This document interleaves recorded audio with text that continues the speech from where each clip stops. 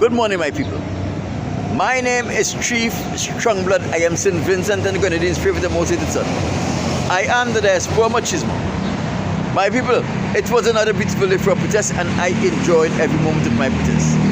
Let me remind you, the front of my sign says, I don't want the white man's money, the white man's woman, the white man's friendship, and or the white man's fame. And the reverse of my sign says, white man, why have you enslaved the African American, the Latinos, etc.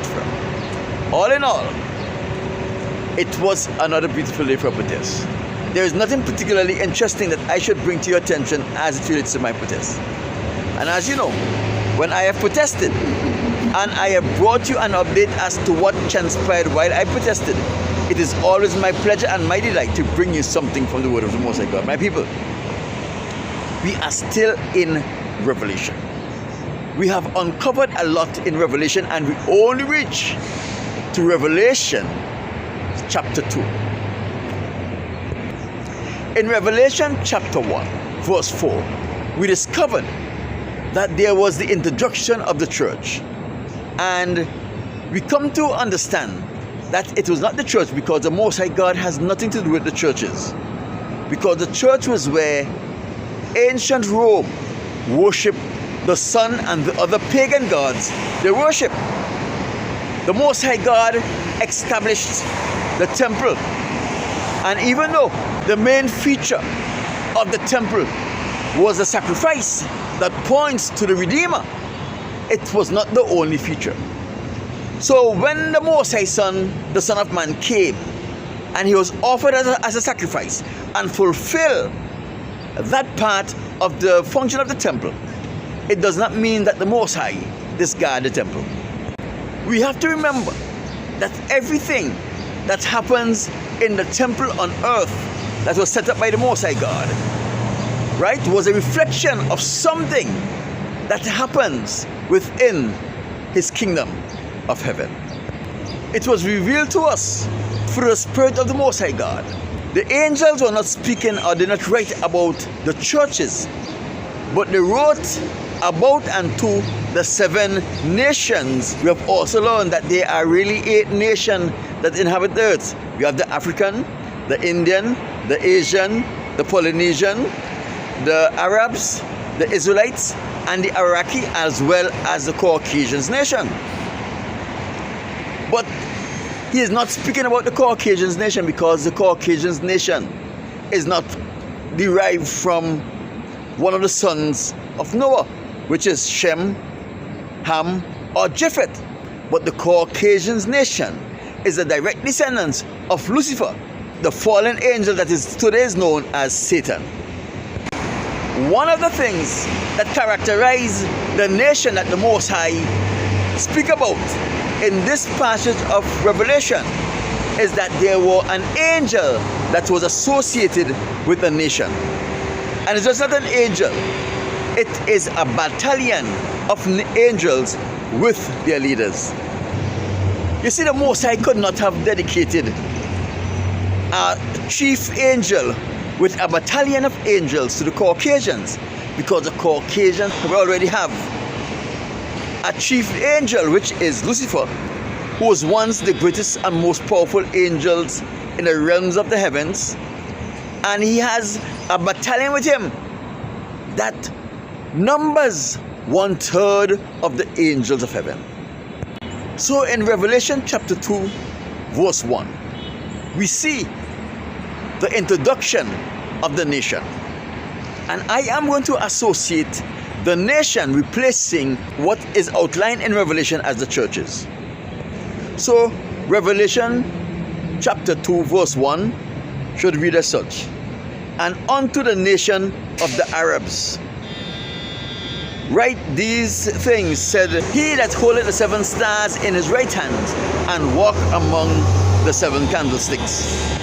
I know thy works and thy labor and thy patience, and how thou cannot bear them which are evil, and thou hast tried them which says they are apostles and are not, and hast found them liars, and has burnt and has patience, and for my name's sake have labored and has not fainted. Nevertheless, I have somewhat against thee, because thou have left thy first love. Remember therefore from whence thou art fallen, and repent, and do the first work, or else I will come unto thee quickly, and I will remove the 7 candlesticks out of their place, except thou repentest. For this thou hast hated the deeds of the Nicolaitans, which I also hated. So here the Most High is speaking about the Arab nation. Verse 2 of chapter 2 says, And now I know thy works, and thy labor, and thy patience, and how thou cannot bear them which are evil. And we know these are the characteristics of the Arab nation. Those people who are evil in the Arab nation, they are not tolerant for the evilness. Thieves and rapists and murderers and drunkards are dealt with the severest punishment there is. Thieves left with their arms and their feet amputated. Murderers and drug pushers and all these things are dealt with the various amount of punishment. And it says here that they tried them who say they are apostles and are not, but found them to be liars. If you notice something about the Arab nation, most of the Muslims are very versed in the Quran, and they are very versed in the Bible. They are always measuring those people who are associated with Christianity with the principles of the Bible, and they have nothing to do with the Christians, because they have found the Christians to be hypocrites in the way they live and what they speak and says as it relates to their Father, the Most High, the greatest. The Most High God accused the Arabs of leaving their first love. What is he speaking about? And he asks them to remember from whence you are fallen, or from whence you came. The Arabs love the Most High God so much, they call him Allah, which means the greatest. Right? That they hated the Caucasians, as he said in Malachi chapter 1 verse 2 to 4. The Quran also expresses great hate for the Caucasians, and the Arabs naturally hates the Caucasians. But as of late, they have turned away from that principle of their first love, which is the scriptures, and they have been embracing the Caucasians and becoming one with them. Don't forget where the Arabs came from. The Arabs are the sons of Ishmael, the son of Abraham. And remember what the Most High said to Abraham in Genesis chapter 22 verse 17. He said, I will bless thee and make your descendants of the stars of the skies and as numerous as the sand of the sea.